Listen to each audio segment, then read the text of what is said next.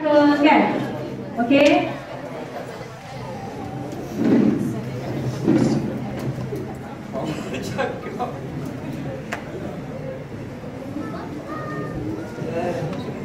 Ni dia sedap. Okey. Tempang. Tak apa, tempang banyak. Yang mana pendaftaran tadi, kalau boleh saya nak IDP dia sekarang sebelum habis video. Siapa nak IDP?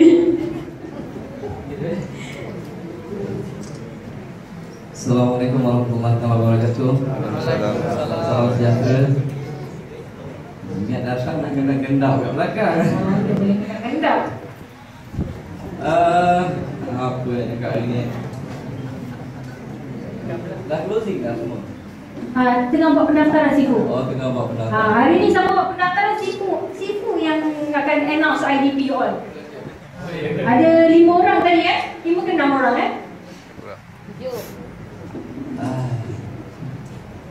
Saya tidak cakap.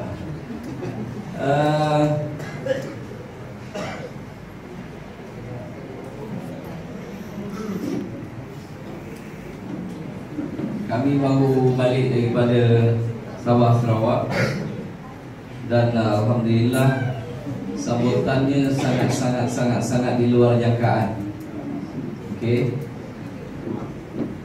Dan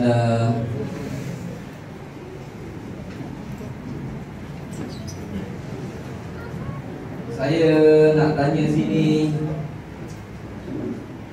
siapa ada masalah nak buat sponsoring? Ada masalah nak buat sponsoring? Bulan 5 ni, siapa yang sponsor daripada 1 hingga ke 5 orang?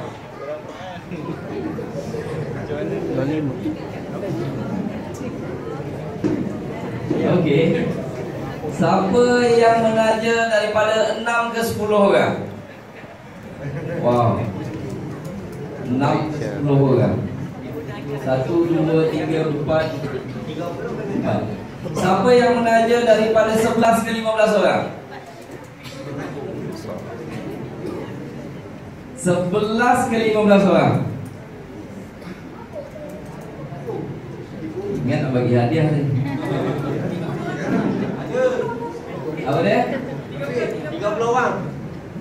Atas daripada 15. Siapa dia? Wow. Dia tak buat arkitek tu. Tuan sponsor berapa orang? 23. Bagi tepukan pada kami. Siapa lagi? Tuan? Ya. Tuan belanja berapa orang? 20. 20. Bagi tepukan apa kita? Dia orang bagi share. 2 orang. Tadi sharing yang kita panggil income ni, yang sebelum. Ni. Yang ni dah. Ni dah. Tuan kongsi-kongsi sikit. Oh. Itu mungkin handsome tu yang dapat banyak tu.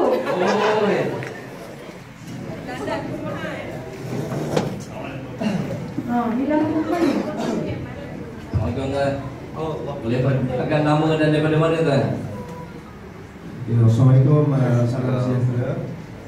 Saya Abdul Yusuf Ismail, berasal daripada Melaka dan menginap sekarang di Semarak, Kuala Lumpur. PKI Twin SL ni baru dalam 1 bulan. 1 bulan. Bagi tepukan kan dia. Sebenarnya saya duduk dekat depan orang lain. Tak apa tuan. Saya baru duduk first time saya join. sama kita. Boleh tuan share dengan kami sikit macam mana bulan 5 ni boleh menaja 20 orang. Kongsikan sikit. Okey, sedikit maklumat yang saya ingin share pada semua rakan-rakan dalam PNSL ni. Apa yang saya nampak di dalam PNSL ni memang dilanda meluas. Sebab apa? Apa yang kita tahu sekarang ni, semua manusia di dalam dunia ni, bukan di sekadar Malaysia saja, semua manusia di dalam dunia semua menggunakan handphone. So apa, kita jangan jadikan dia sebagai prospek kita.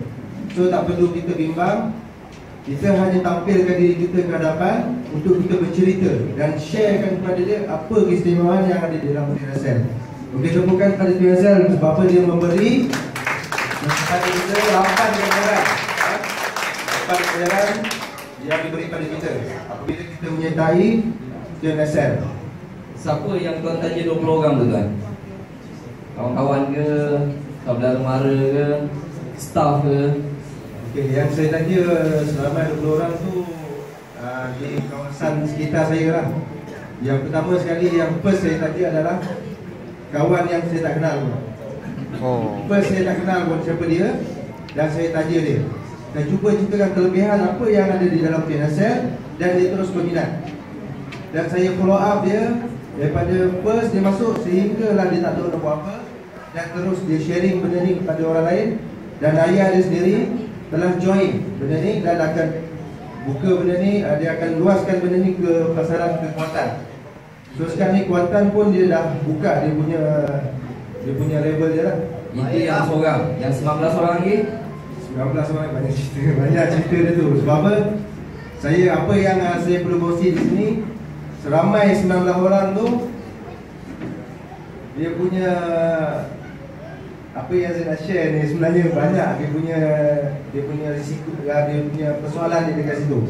Sebab apa kita nak main minda orang ni berkaitan dengan telefon ni sebenarnya banyak persaingan. Okey, ada kadang-kadang kita offer benda ni dia orang kata dah guna Messi dah bagi ganjaran dia banyak dekat situ. Lepas tu guna Selcom bagi dia ganjaran di situ juga. Berbandingkan syarikat telekomunikasi yang lain, tidak boleh tanding apa yang Indonesia bagi. So sekarang ni saya cuma sharekan benda tu kepada dia orang. Saya tak perlu nak ceritakan you perlu masuk sebab apa, benda ni cukup penting pada diri sendiri. Tak perlu. So sekarang ni saya cuma sharekan kepada dia orang apa kelebihan di dalam PNSL. So dia orang akan positif. Dia akan berfikiran positif. Jadi sekarang ni untuk first time saya register yang orang yang saya tak kenal. So second time saya bagi kepada keluarga saya sendiri. Okay, lepas tu saya rasa benda ni cukup senang saya buat. Jadi saya kembangkan lagi benda tu kepada kawan-kawan saya yang ada di sekitar kawasan KL, kawasan Semarak lah. So siapa yang boleh pegang kawasan Semarak, memang saya tabir lah. Sebab apa di situ banyak kawasan tentera. Okay, di situ tentera. Sebab apa tentera ni sekarang ni dah ada package. Package dia sekarang ni diberi pada government RM2 untuk Selcom punya talian. So sekarang ni memang diorang majoriti banyak pakai line. So sekarang ni apa yang kita cerita dekat dia, kita ceritakan kelebihan. Itu saja saya nak perlu share. Alright, terima kasih banyak tuan. Bagi semangat.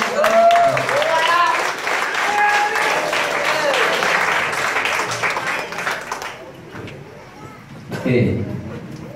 Dia menaja 20 orang. Okey. Tak faham. Lebih 20 orang. Jangan dekat semua. Bagi orang belakang. Okey. Cumanya saya nak pesan sindrom menaja awal ini banyak terjadi pada kita. Bulan pertama, bulan kedua kita menaja ramai. Tapi lama kelamaan kurang. Betul tuan Lama makin kurang, makin lama makin kurang, makin lama makin kurang, momentum hilang. Okey. Kebanyakan orang bulan pertama, bulan kedua waktu semangat laju. Tapi lama-lama dia kurang. Alright. Saya pula bulan ni dalam 13 orang. Okay. 13 orang itu berjalan ke Sabah Sarawak. Lepas tu saya tengok komisen, alhamdulillah naik bos, terima kasih banyak bos. Okey. Last update 31 semua dah tengok komisen kan. Okey. Apa sekarang? Naik bang.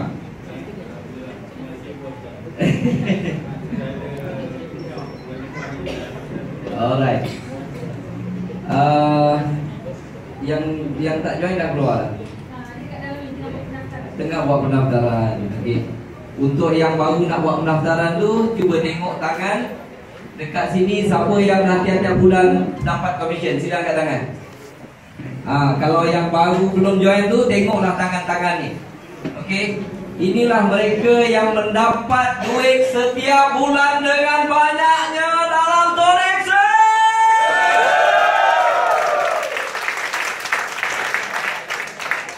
Ramai juga kawan-kawan kita, tuan-tuan. Baru ni saya nak datang sini ada sembang dengan kawan. Dia kena marah dekat saya dekat setengah jam lah kena marah. Sebab bulan ni dia menaja 2 orang. Tapi komisen dia naik dekat RM2,000. Naik sahaja, tuan-tuan. Okey. Sebab itu tuan dah ada satu perniagaan ini. Satu, saya punya nasihat, kekalkan momentum menaja. Selagi layang-layang tu tak duduk atas awan, kekalkan momentum menaja. Kalau tak ada menaja, kalau layang-layang tu bawah, dia masih tak stabil, tuan-tuan. Tapi apabila momentum dia tu dah ke atas, yang itu menaja ke tak menaja ke dah tak ada masalah. Tapi kalau tak menaja, rugi juga. Sebab dia ada bonus tahunan. Betul kan? Ada bonus tahunan. Kalau bonus tahunan RM20,000 tak menaja, rugi, tuan-tuan. Okey. So, untuk mengekalkan momentum menaja ni, satu tips yang saya nak bagi, tuan-tuan boleh jumpa ramai orang sama ada offline ataupun online. Dia tetap nak kena jumpa. Tak kira lah nak jumpa dalam Facebook ke, nak jumpa dalam telefon ke, ataupun nak jumpa face to face. Yang itu kena kekalkan momentum. Kalau tak ada prospek, jangan harap nak ada pelanggan. Okey. Tetapi ada juga ramai orang yang apabila dia ada dapat prospek, tetapi masih menghadapi masalah nak menaja. Okey. Tadi saya rasa Linda dah tunjukkan. Tengok dia punya penerangan, kan tak ada masalah nak menaja. Okey. Dan saya dah praktiskan ada 2 tips untuk memudahkan anda menaja. Untuk prospecting, yang itu memang kena buat. Nak cari jalan susah boleh, nak cari jalan senang boleh. Tapi prospecting must continue. Mesti nak kena teruskan.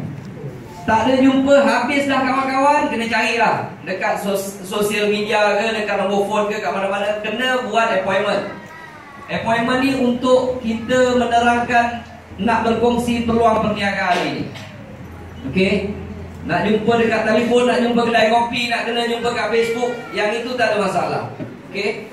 Tetapi poin dia, kalau nak bercakap macam yang saya mula terangkan, okey, cerita pasal duit, tuan-tuan.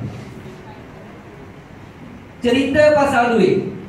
Kalau cerita pasal duit, ada orang tak minat duit kat sini, sila angkat tangan. Semua minat duit, kan? Dekat Sabah hari tu, dia orang nak test, ada tak orang tak minat duit. Dia kata, tuan-tuan, sebelum start preview ini, tolong cek bawah bangku tuan-tuan ada diletakkan cabutan bertuah, duit cash 300. Kecoh preview. Ada yang angkat bangku goyang-goyang ke atas. Rupanya semua minat duit, tuan-tuan. Okey. Yang ini ada letak bawah bangku tadi? Ada goyang. Okey. Rupanya semua orang minat duit.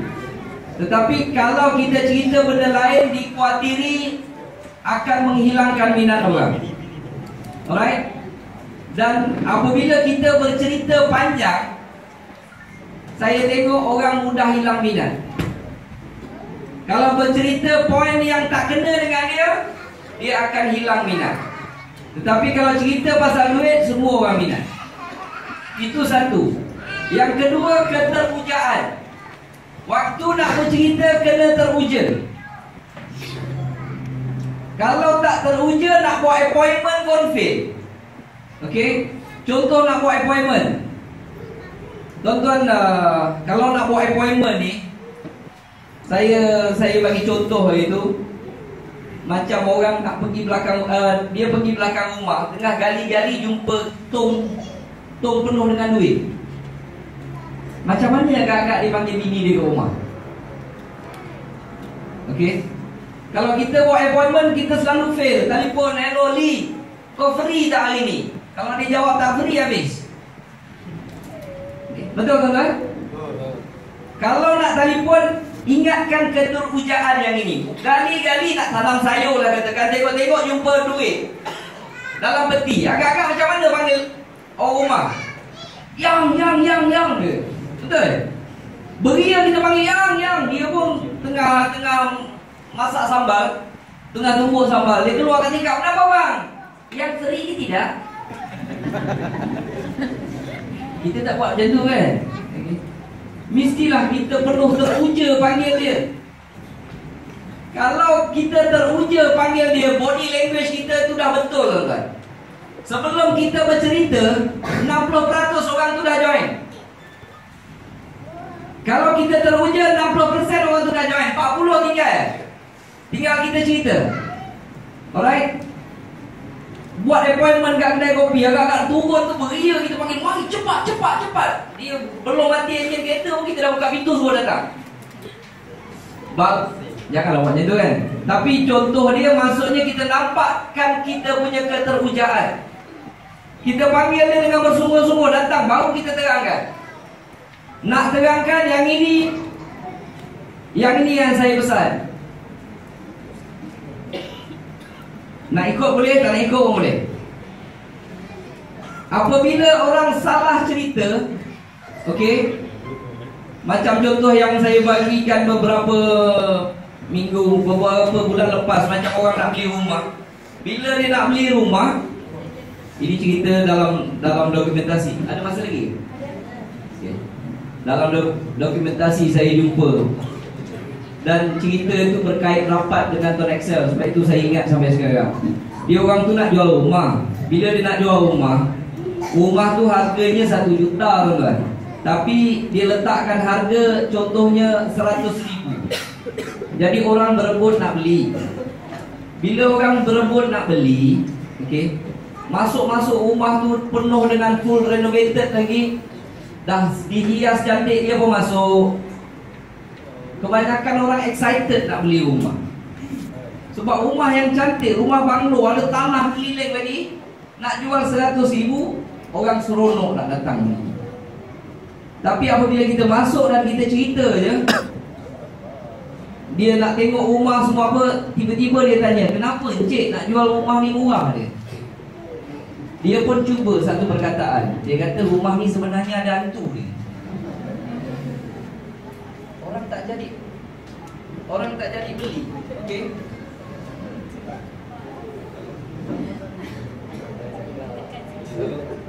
Halo. Dia sabotaj. Macam itulah setiap pasangan demi pasangan yang berminat nak beli rumah tu, dia cakap rumah ni ada hantu.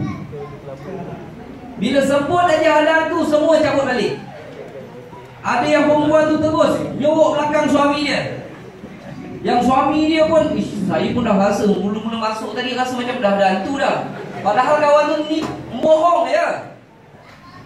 Dia cuba menggunakan satu ayat yang membunuh minat. Tengok, orang jadi beli atau tidak. Ayat ini dipanggil kill the sales word. Ayat membunuh minat. Rupanya bila orang tu nak masuk, dia gunakan ayat membunuh minat, semua lari balik.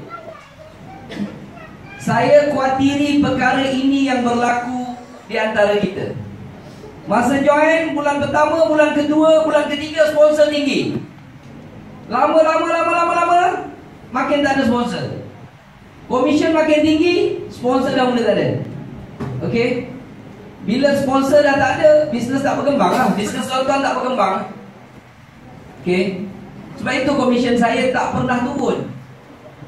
Naik sebab setiap bulan average 15, 20 macam tu lah, lebih kurang. Daripada 2010 sampai hari ini tuan-tuan. Wow. Jadi kalau tuan-tuan nak juga komisen yang naik dengan begitu banyaknya setiap bulan, tuan-tuan buat benda yang sama saja. Jadi bila saya tengok ramai orang menghadapi penyakit sindrom ni, saya mula cari akal, nak cari punca kenapa orang jadi macam ni. Peringkat awal menaja ramai. Ada yang peringkat awal dulu champion beberapa kali. Sekarang dah tak ada menaja. Lepas tu tanya komisen banyak, dapat dekat. Saya dah tak buat lagi Cik Mazlan. Hari tu saya telefon ada orang Johor. Buat lagi tak? Saya dah tak buat lagi Cik Mazlan. Komisen dapat? Dapat. Berapa banyak? Dekat-dekat 2,000 adalah. Lah saya cakap, kamu tak nampak ke? Dalam dunia ni mana ada kalau tak kerja masih tetap dapat pension kecuali dalam zon Excel, tuan-tuan. Itu kadang-kadang pening kepala. Mereka tak nampak, masih cuba nak buat benda lain. Ada yang nak buat bisnes modal beribu-ribu, berpuluh ribu. Ada yang nak cuba bisnes lain dengan cerita yang lebih menarik.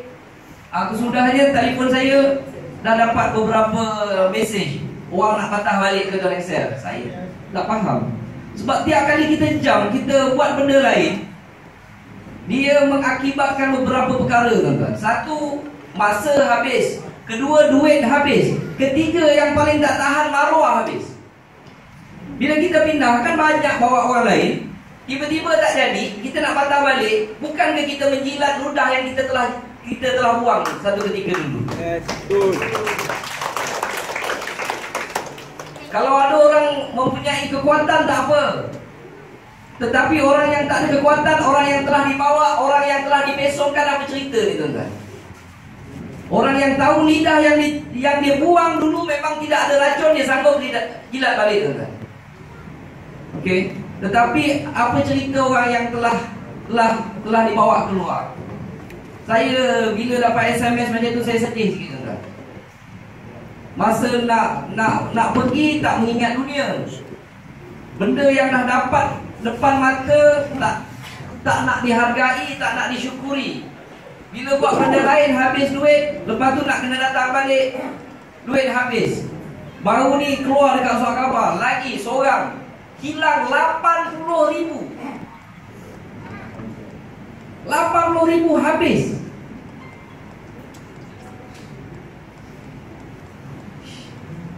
Seorang suri rumah pula tu,